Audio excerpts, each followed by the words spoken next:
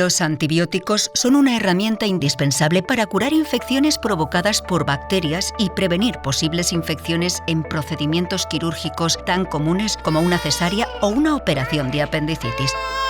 El descubrimiento del primer antibiótico a mediados del siglo XX cambió el rumbo de la medicina moderna, que pudo así comenzar a tratar enfermedades infecciosas que antes significaban una muerte segura. Desde entonces, los antibióticos han salvado millones de vidas, tanto en el ámbito de la salud humana como en el de la sanidad animal. Sin embargo, el uso inadecuado de estos medicamentos podría devolvernos a la era preantibiótica, en la que una simple infección resultaba letal y prácticas tan vitales como la quimioterapia o los trasplantes de órganos ya no serían posibles. ¿Qué podría conducirnos hacia un futuro sin antibióticos? El problema de la resistencia. ¿Qué es la resistencia y cómo se desarrolla? Los antibióticos no son un recurso infinito ni infalible. Un uso excesivo o inadecuado de esta herramienta puede hacer que las bacterias se vuelvan resistentes a futuros tratamientos. La resistencia a los antibióticos se produce cuando las bacterias mutan en respuesta al uso incorrecto de estos fármacos. Estas bacterias desarrollan mecanismos de resistencia y causan infecciones mucho más difíciles de tratar en personas y animales. Las bacterias resistentes pueden propagarse en diferentes ámbitos y por distintos motivos: a través de los alimentos y el contacto directo con animales, en el ámbito familiar y los centros sanitarios, a través del contacto con pacientes u objetos contaminados, o de viaje en países con alta prevalencia de resistencia. La solución al problema de la resistencia está en tus manos.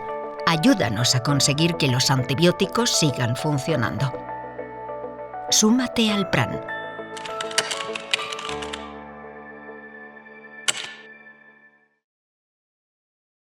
Buenas tardes. Pues en primer lugar quiero agradecer a los organizadores que hayan contado un año más conmigo y por supuesto agradeceros a todos vosotros por el interés que habéis mostrado en este curso. Y como ha dicho Amparo, pues en los próximos minutos yo voy a hablar de un tema que sigue suscitando muchísima preocupación hoy día y muchísimo interés, que es el tema de las resistencias. Y bueno, lo voy a intentar hacer un poco de forma divulgativa. Intentaré no dar muchos datos de resistencia, sino intentar explicar de una manera muy simple qué es lo que entendemos por concepto de resistencia. Y estos son los puntos que voy a valorar o que voy a comentar esta tarde. En primer lugar, os voy a definir qué es la resistencia, qué tipos de resistencia hay y además cómo repercute, qué repercusión tiene cada uno de los tipos de resistencia. Y en segundo lugar, fijaros, os voy a hablar de un grupo de microorganismos que están incluidos en la palabra escape, luego veremos qué es, que son microorganismos cuya resistencia o cuya multiresistencia tiene un gran impacto clínico. El tercer punto es la importancia de hacer un uso adecuado de los antimicrobianos y el cuarto punto es cómo lo podemos evitar, es decir, qué estrategias podemos implementar, digo a nivel individual, luego veremos, para evitar la resistencia o al menos ayudar a no incrementar este problema importante de salud. Y bueno, pues empiezo por el primer punto, que es la resistencia. Pues simple, ¿no? El concepto es la capacidad que tiene un microorganismo para resistir la acción de un agente antimicrobiano. Y fijaros lo que he hecho, he subrayado la palabra microorganismo y antimicrobiano, porque cuando hablamos de resistencia parece que siempre vamos a lo mismo, resistencia de bacterias y resistencia a los antibióticos. Y bueno, aunque no es el objetivo de este curso, sí quiero recordaros que también es un problema emergente, que es un problema también emergente e importante la resistencia de otros microorganismos, como la de Candida auris, que es una especie de cándida muy resistente a los antifúngicos habituales, la resistencia, por ejemplo, de Plasmodium a la artemisina o bien la de cierto virus a determinados antibióticos. Pero bueno, nos centramos ya en lo que es el curso, que es la resistencia de las bacterias a los antimicrobianos. Y bueno, esto lo sabéis ya, pero no me importa repetirlo, de que hay dos tipos de resistencia. Hay una resistencia intrínseca, que ya ha hablado Belén también de ella, que es conocida. Entonces, esa, a la hora de un manejo terapéutico, no nos plantea problemas. Nunca tratamos una pseudomonas aeruginosa con una vancomicina, entre otras cosas por lo que ha dicho Belén, tiene una pared que es imposible que penetre la vanco. No tratamos nunca los micoplasmas con betalactámicos, porque los micoplasmas carecen de pared celular y los betalactámicos actúan en la pared. Es decir, es una resistencia predecible y no nos plantea problema. Con lo cual voy a hablar de la adquirida, una bacteria que es sensible y con el tiempo se hace resistente.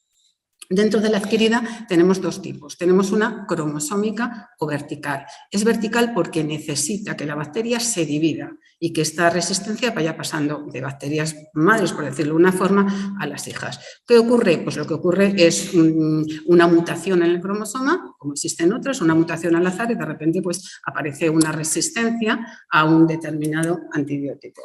¿Y qué características tiene?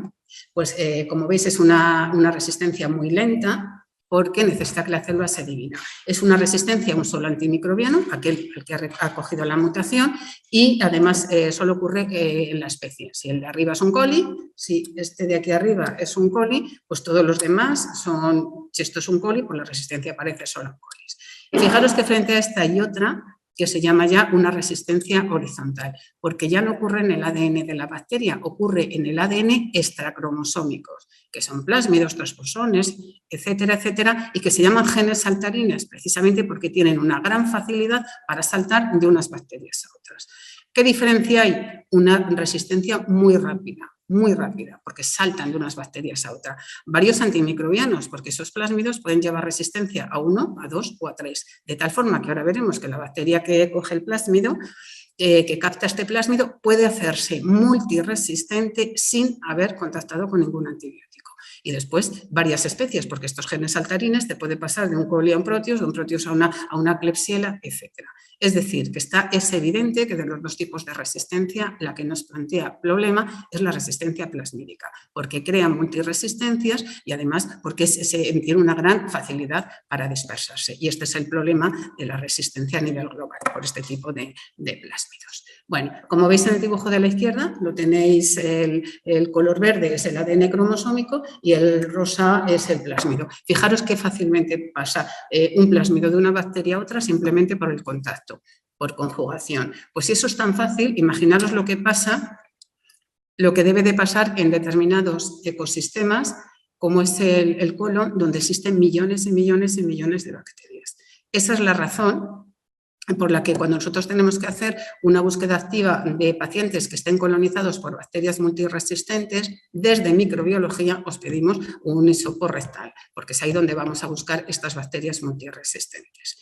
Pero ocurre otra cosa, que cuando la bacteria se destruye, ese plásmido puede pasar al medio ambiente. Y eso lo vemos mucho pues, a nivel nosocomial y sobre todo en esas unidades críticos donde se consumen muchos antibióticos. Y entonces hay bacterias que se llama el capitalismo genético, que tiene una gran capacidad para poder capturar esos plásmidos del medio ambiente. Son Acinetobacter, son Klebsiellas, etc. Y se llama capitalismo genético porque lo mismo que los ricos tienen más facilidad o quieren cada vez ser más ricos, pues las bacterias resistentes quieren y tienen esa capacidad para coger o captar más genes de resistencia.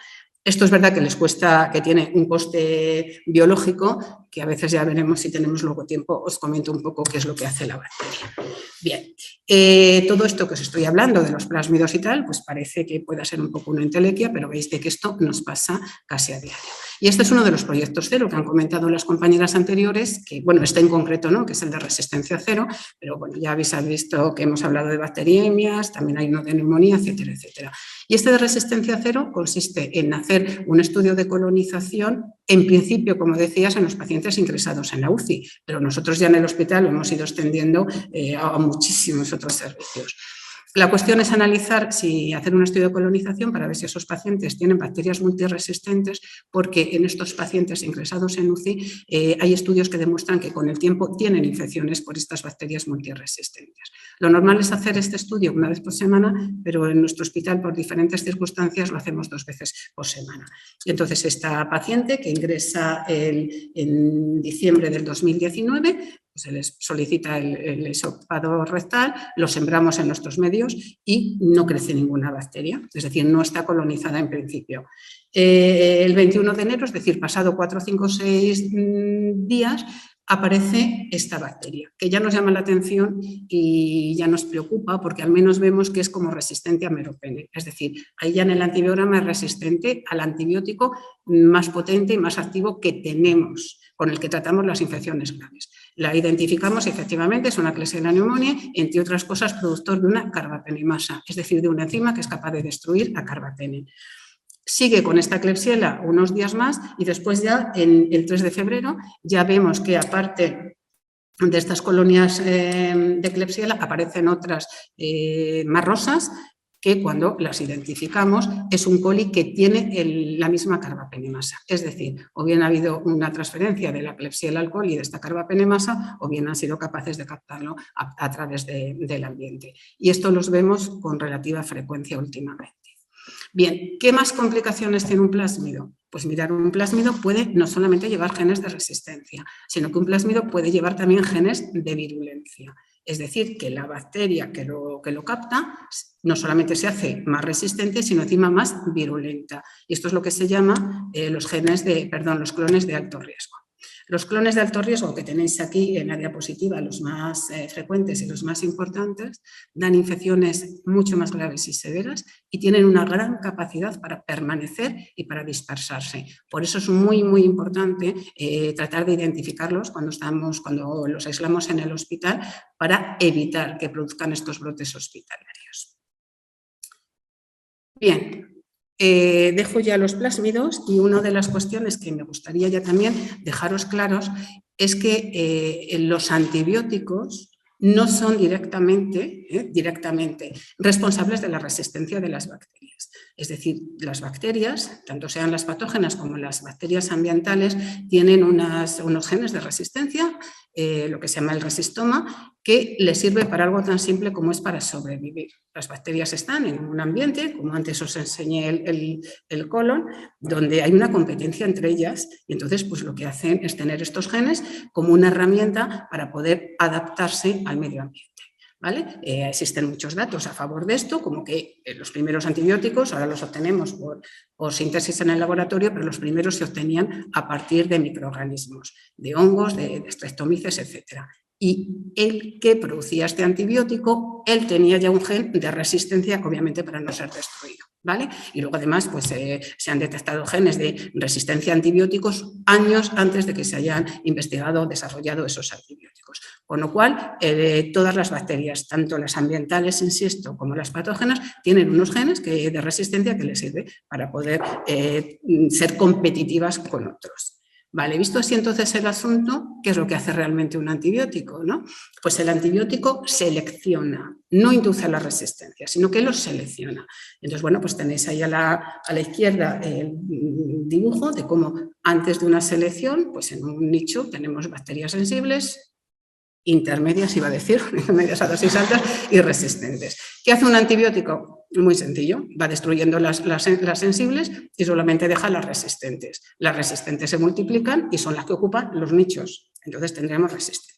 Por eso a mí ya me gusta decir que tenemos que utilizar los antibióticos con una doble vertiente, con una doble finalidad. Una es curar al enfermo, es decir, tratar las infecciones, y otra es evitar las resistencias, es decir, tenemos que usar bien los antibióticos para que nos sean útiles el mayor tiempo posible, que luego veremos el problema también que tenemos. Y bueno, pues a igual eficacia está claro que tenemos que utilizar el de menor espectro porque destruiría menos bacterias. Al menos no, es lo típico que hablamos de las faringoamidalitis. Si son por estreptococo, pues mucho más fácil una amoxicilina que amoxicilina clavulánico, que tiene un espectro mucho más amplio y eliminaría otro tipo de bacterias a otro nivel. Bien, es tan complicado el mundo de las resistencias que hay hasta categorías dentro de la resistencia. Ya sabéis que hemos pasado de tener bacterias a tener las superbacterias, como dicen, sobre todo así a nivel de prensa. Tenemos unas superbacterias. Y bueno, a la derecha tenéis la categoría de cómo están consensuadas lo que es un microorganismo multiresistente, extremadamente resistente y panresistente. resistente. Y esto fue necesario porque cuando empezaron los problemas de la resistencia y te querías comparar con otros países o incluso nosotros mismos de unos hospitales a otros o de unas comunidades, era imposible hacerlo porque cada uno tenía un concepto diferente de lo que era resistente, multiresistente y tal. Entonces, en el año, me parece que fue en el 12, pues se pusieron de acuerdo y dijeron, bueno, pues vamos a ver si todos hablamos de lo mismo. La pan resistente, ¿qué es? Una bacteria que es resistente absolutamente a todo lo que nosotros ensayamos en el antibiograma. Las extremadamente resistentes o con resistencias extremas son aquellas que son sensibles prácticamente a 2 antibióticos. Y las multiresistentes, que Belén estará de acuerdo conmigo, es que las vemos casi a diario, porque tienen que ser bacterias que tienen resistencia a 3 o más antibióticos en diferentes categorías. En la izquierda, pues como veis, tenemos un antibiograma de una bacteria que cuadraría como una multiresistente, porque tiene resistencias en 4 categorías. En cefepima, que es un betalactámico, en gentamicina, que es un aminoglucósido, en ciprofloxacino, que es una quinolona, y en cotrimosazol. Como tiene 3 o más resistencias de categoría, pues eso sería una multiresistente. Y la derecha, que tiene sensible un antibiótico y sensible dosis incrementada en otro, pues sería una extremadamente resistente. Lo digo esto porque muchas veces, como dice Belén también, lo ponemos abajo en comentario. Podemos poner cepa extremadamente resistente, cepa tal. Bueno, pues que sepáis que son las 3 categorías que tenemos. Bien, paso al segundo punto. El segundo punto os dije que iba a hablar del escape o el escape. El escape es un acrónimo. Es un acrónimo que lo tenéis aquí. Es que no sé por qué no, el ratón no... Se ve en el mío, pero no se ve ahí. Bueno, da igual. El escape es un acrónimo que incluye 6 bacterias patógenas, cuya resistencia o cuya multiresistencia tiene un gran impacto clínico. ¿Por qué? Porque es complicado el tratamiento. Son tan resistentes que a veces resulta muy complicado el disponer de antibióticos adecuados para poder tratarlos. Son 2 gram positivos, conocidos ya por todos nosotros, el Enterococo faecium resistente a vancomicina y Staphylococcus aureus resistente a meticilina. Y luego hay 4 gram negativos, 2 de ellos adaptados al medio hospitalario, que son Acinetobacter baumannii y Pseudomonas aeruginosa, y otros 2, sobre todo la Klebsiella, que era el que antiguamente pues, producía infecciones urinarias en la comunidad y que ahora se ha hecho muy resistente, como veremos, y tiene resistencia a las cefalosporinas de tercera generación y a los carbapenems. Cuando hablo de cefalosporinas de tercera generación me estoy refiriendo a cefotaxima o a ceftazidima o a cefotaxima o ceftriaxona, perdonadme, o a ceftazidima. Bien, y luego el último que es el Enterobacter. La última E ha cambiado. Yo cuando empezaba hace años a dar las charlas, esa E era de coli, de Escherichia coli. Yo creo que ya el coli, como tiene menos importancia, y ahora tenemos este problema del Enterobacter. Bien. El CDC europeo, el ECDC, lleva desde hace años haciendo una vigilancia de estos patógenos. Hace una vigilancia para ver cómo evoluciona la resistencia, para ver si surgen nuevos mecanismos de resistencia y para comparar unos países con otros. Ya os adelanto 2 cosas. Ahora os enseñaré los gráficos y tal, pero el ECDC solo vigila las infecciones invasivas, es decir, solo vigila aquellas cepas que hemos aislado de hemocultivos o de líquido cefalorraquídeo. Lo cual, y bueno, y además lo hace en cada país, pues como 4 o 5 hospitales. Entonces yo creo que es muy importante con este documento marco del plan de ver las resistencias que tenemos en nuestro país, que nos va a hacer o nos va a dar una visión muchísimo más global de lo que realmente ocurre en nuestro país.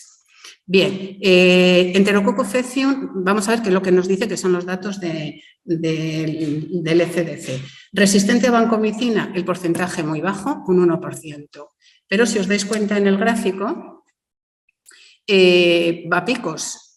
¿Por qué? Porque el Enterococo faecium lo que fundamentalmente produce, resistente a vancomicina, son brotes hospitalarios. De tal forma, cuando en un momento han informado de algún brote, pues sube el pico y después baja.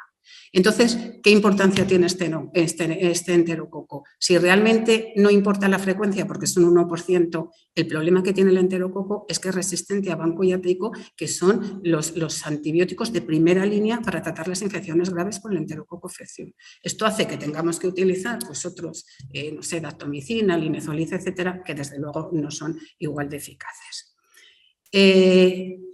La S del escape corresponde a Staphylococcus aureus resistente a meticilina. Fijaros que es curioso que el porcentaje es un 24%, pero desde el año 2000 que se viene revisando esta vigilancia epidemiológica, como veis, está totalmente estabilizado, es decir, no incrementa ni disminuye, con lo cual no tenemos mucho problema a la hora de tratar estas infecciones.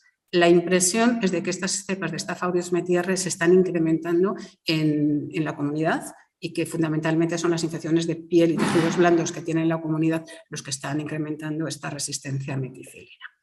Bien, esto ya cambia, que esto es lo que os comentaba de la Klebsiella. Fijaros ya el mapa, como ya no está verde, sino está rojo. Y fijaros en los gráficos.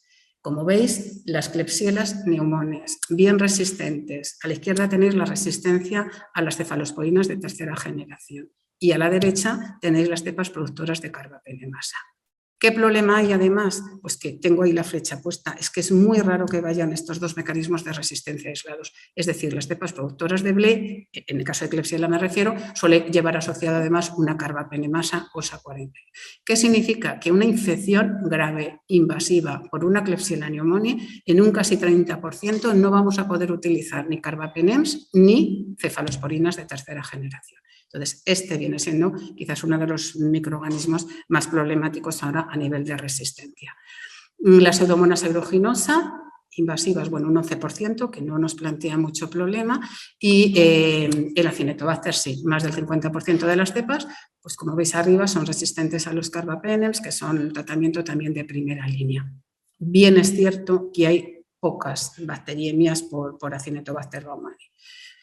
Bien, nos faltaría la E de Enterobacter, pero es que el ECDC no hace vigilancia del Enterobacter. Si luego queréis, pues también podemos hablar un poco de la resistencia de él. Paso al tercer punto, dice, ¿por qué es necesario el uso prudente o adecuado de los antimicrobianos? Pues mirar, desde mi punto de vista, por tres cosas. Porque las infecciones tienen una alta mortalidad, porque consumimos, ya lo ha dicho Antonio, muchos antibióticos y porque carecemos de ellos.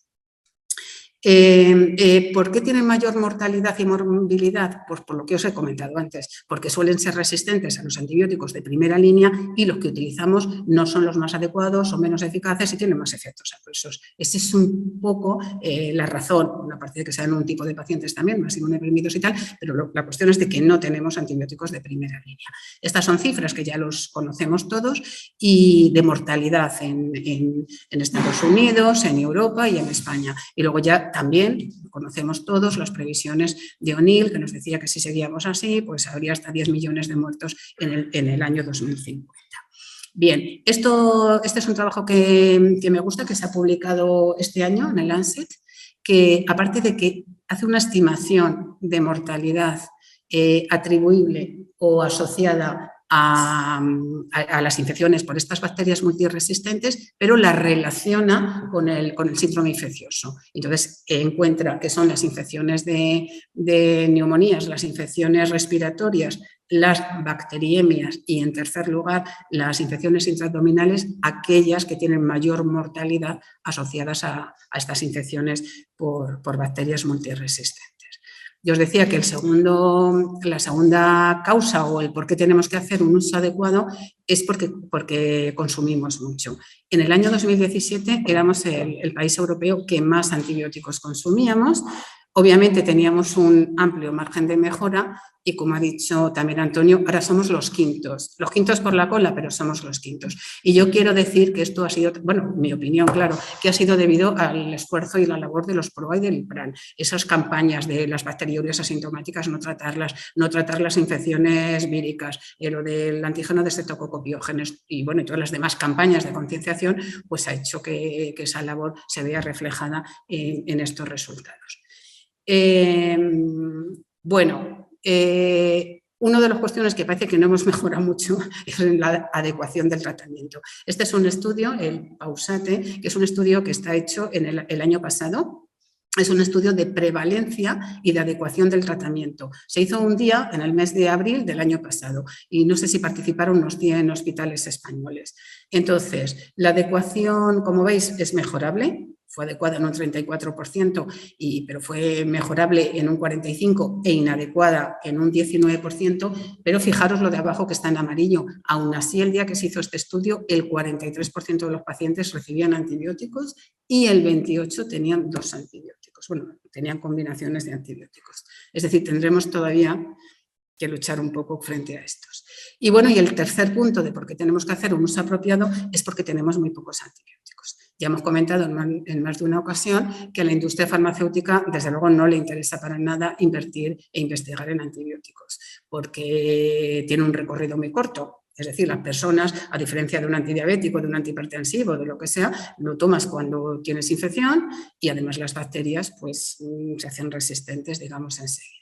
Prueba de ello es que la FDA en 7 años aprobó solo 9 antibióticos y de ellos los 2 que veis en rojo, ceftolozano y ceftazidima, eran los únicos para gram negativos. Los otros eran activos frente a Staphylococcus aureus resistente a meticilina, que era realmente el problema en aquel entonces. Bueno, ante esta situación que hace la OMS, pues lo que la OMS hace es que crea una lista, elabora una lista de 12 microorganismos y dice que es fundamental que se investigue y se creen antibióticos para tratar las infecciones de ellos. Fijaros que la prioridad crítica son el ESCAPE y los 2 primeros de la alta pues son en realidad los que os he dicho que están incluidos en el ESCAPE. ¿Qué hace? Pues se les facilita de alguna forma a la industria que puedan hacer esto. Entonces se les apoya económicamente, hay mayor flexibilidad financiera, regulatoria, perdón. ¿Y qué es lo que conseguimos? Que en 2 años, cuando lo normal es de que tarden unos 10-15 años en aparecer un antibiótico nuevo, pues fijaros todos los que se aprueba la FDA, la EMA no tiene aprobado todos estos en 2 años. Entonces, bueno, pues bien, ya tenemos muchos fármacos para tratar las infecciones por bacterias multiresistentes. Pero hay un problema importante y es que ninguno es novedoso.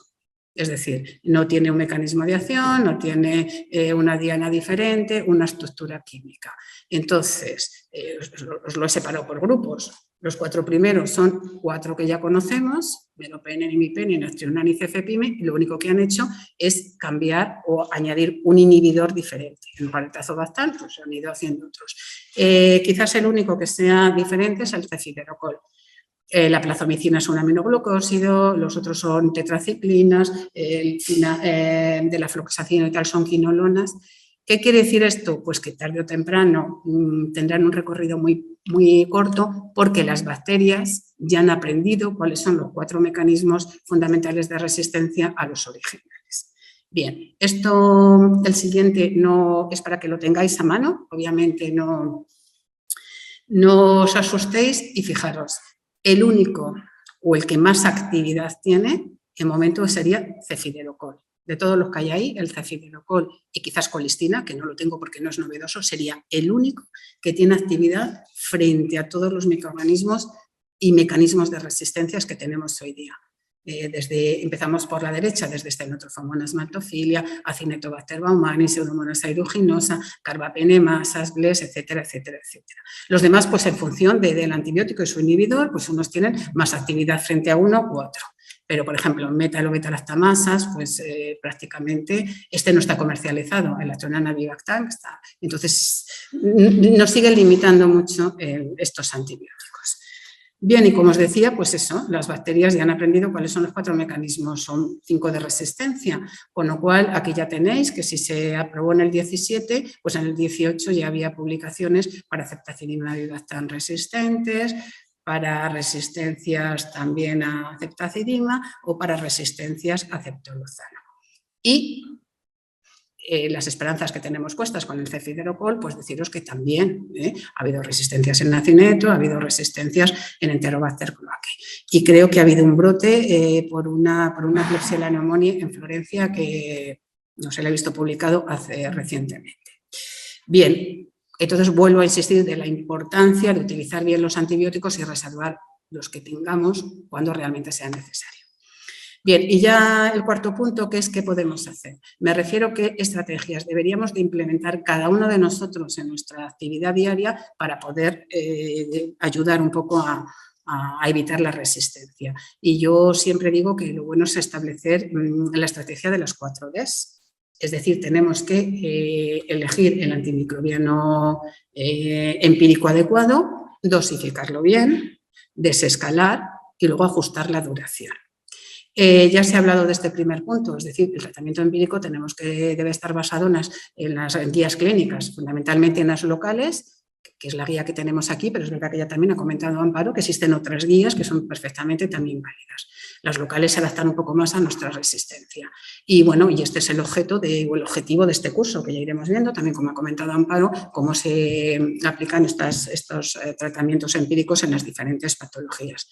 La dosis, importantísimo también lo que ha dicho Belén, es que necesitamos conocer cuál es el parámetro farmacodinámico que mejor predice efectivamente la eficacia clínica. Si es una concentración dependiente, tú tendrás que incrementar la dosis, pero si es un no dependiente de tiempo, pues lo puedes hacer por perfusión extendida, podrás dosificarlo de otra forma.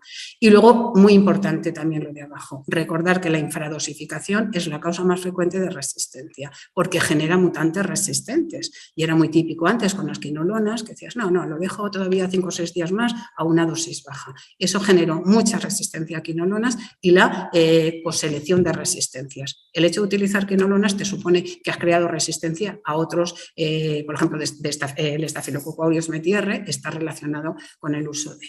Y siempre ponemos a Paul Ehrlich, que ya nos lo enseñó, al menos mi maestro en microbiología, que siempre decía lo mismo. Decía, mirar, tener en cuenta lo que ya decía Ehrlich en el año 1913. Si tienes que tratar una infección, pega fuerte, pega duro. Y es verdad lo que tratamos de inculcar siempre a nuestros compañeros y a los residentes.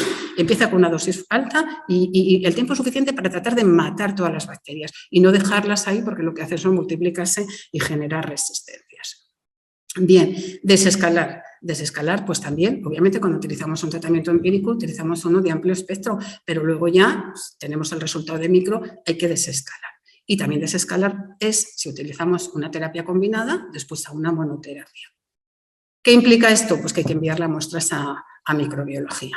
Y bueno, ahí tenéis 2 ejemplos de ellos. Una bacteriemia por Staphylococcus aureus, podemos empezar por vancomicina y si luego es meticilina insensible podemos bajar a cloxacilina, que además es muchísimo más activo que la vancomicina. O por un enterococo fecalis, lo mismo.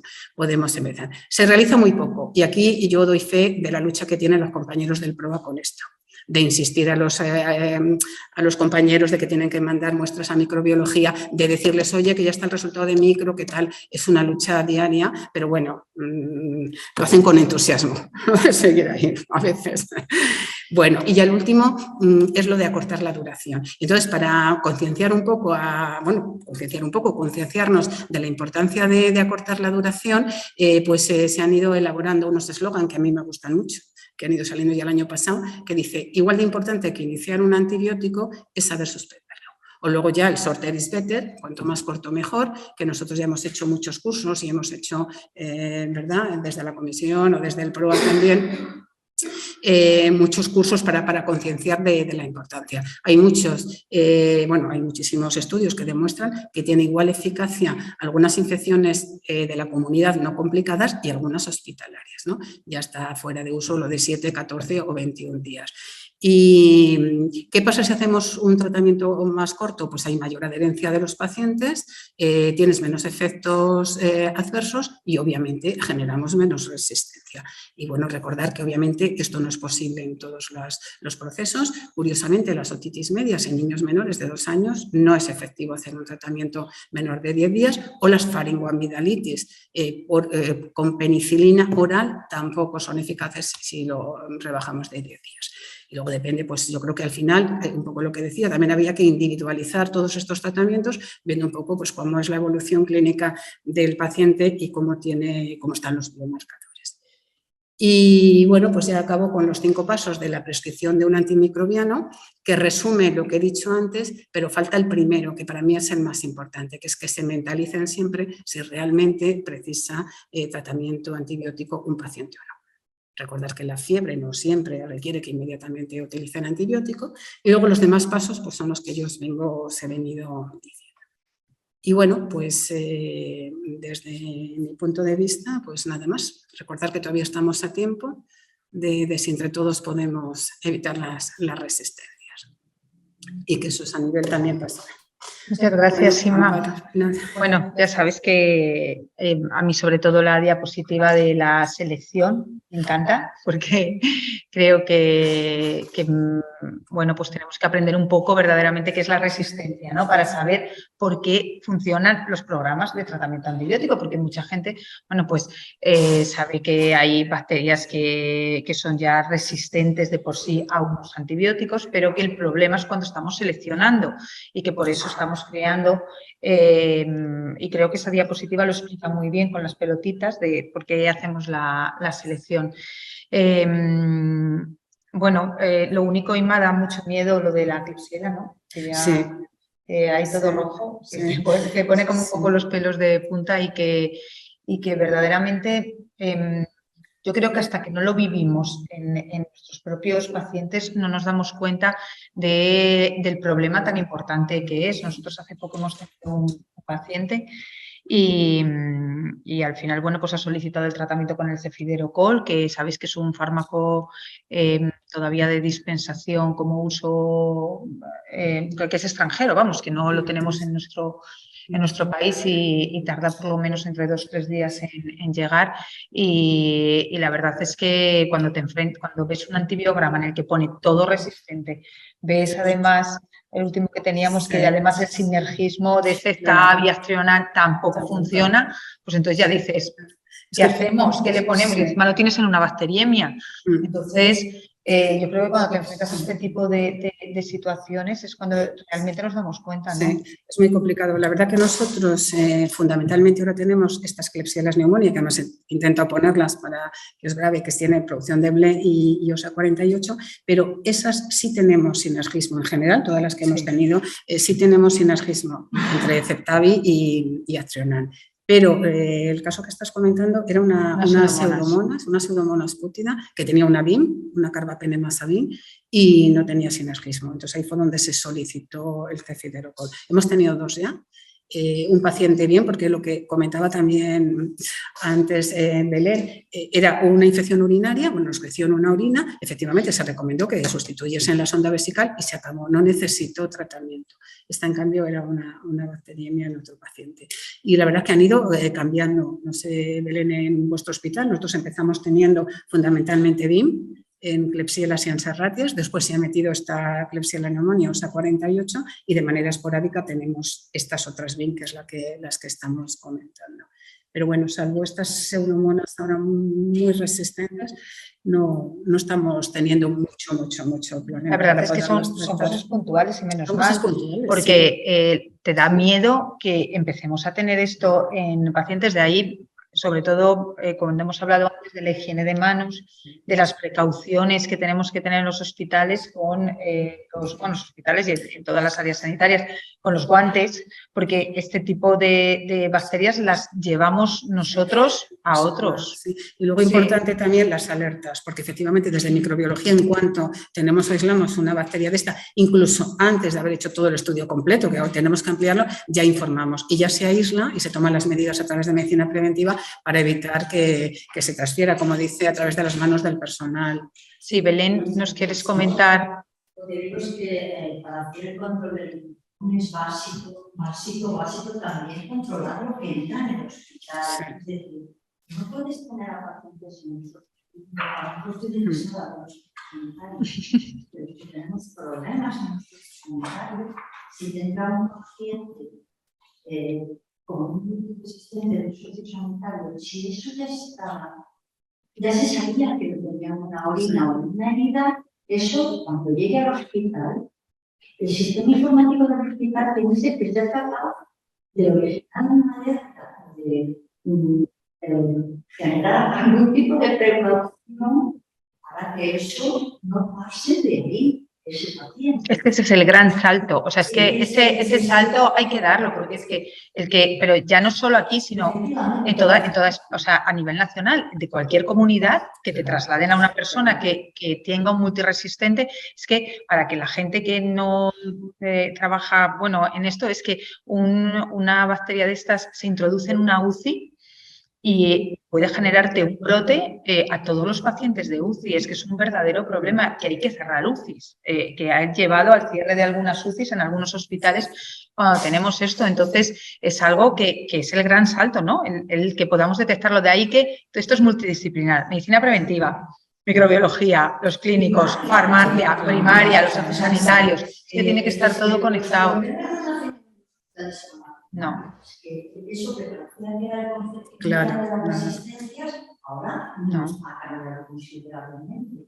La continuidad asistencial de la que llamamos realmente es así. Es que hay una cosa que es imprescindible, que es la comunicación. En el siglo XXI de comunicación, lo que necesitamos es comunicación e interrelación de sistemas informáticos. Ese es el problema. Porque yo creo que es básico.